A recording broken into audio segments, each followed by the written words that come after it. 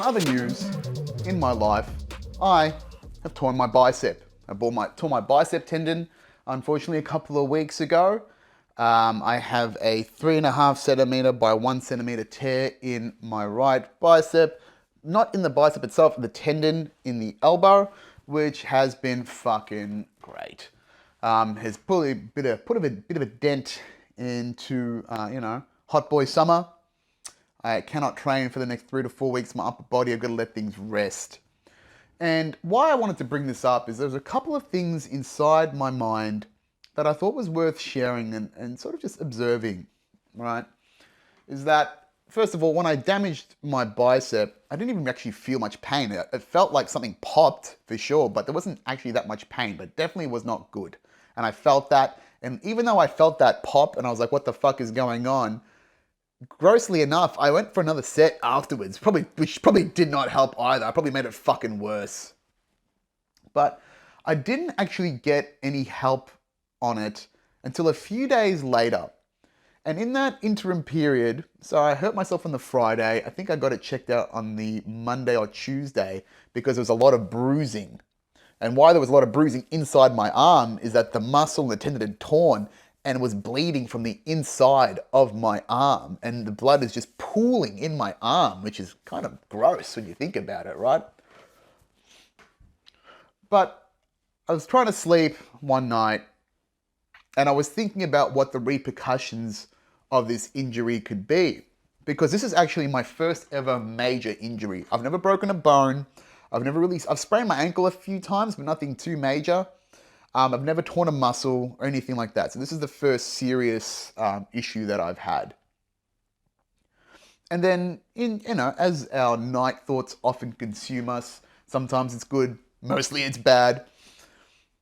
I felt when I was thinking about the idea of tearing this muscle and causing long-term damage and without having an answer, I felt the scared little boy inside me. It took over for a second. It was the scared, hurt inner child that fell off his bike or, has fallen over and he's hurt himself and just, was on the verge of tears and being afraid and, he's feeling the pain. And that was a sensation and a recognition of that self that took over me for a little while. And I definitely got caught up in it, right? Definitely felt like that child inside, even though I was a 32-year-old man. It was like, oh no, what do I do? I could really use some comfort. I could really use some reassurance from someone that everything's going to be okay. And it's just important to recognize that within yourself, is to understand those different layers of who you are. Your inner child never goes away. If anything, you need to nurture that hurt little inner child to become a healthier individual adult, because the same brain that has grown in your childhood means that the coding in there, it feeds through into your adult brain as well. And most of what therapies and trauma repair and association is with is a hurt, lost inner child that needs to be soothed, tended for, looked after. So I thought it was really important to address it and, meta-communicate, as we talk about in this pod, making sure that you are the observant individual and the observer of your thoughts and emotions, not being consumed by them. To make sure that I took the time for the older, more mature me to acknowledge the hurt boy and soothe him and go, hey, it's going to be okay. It's going to be fine. Nothing bad is going to happen to you. Yes, you might be hurt, but we'll get through this and it's going to be all right.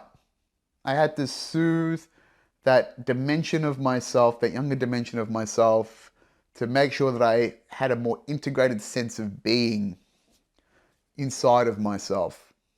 And I think it's something that hasn't really happened too much, so prevalently in my thoughts, is that yes, I'm always thinking back and trying to reconnect with that inner child when it comes to play or to trauma, but to be actively engaged in that process with the child and being caught up in the child in a present moment, I think that's really important and really interesting to be aware of as well. Thought it was just worth sharing because I want, hopefully, why don't you think of some areas in your life where you've probably felt that child come up? I feel like it's definitely happened to other people.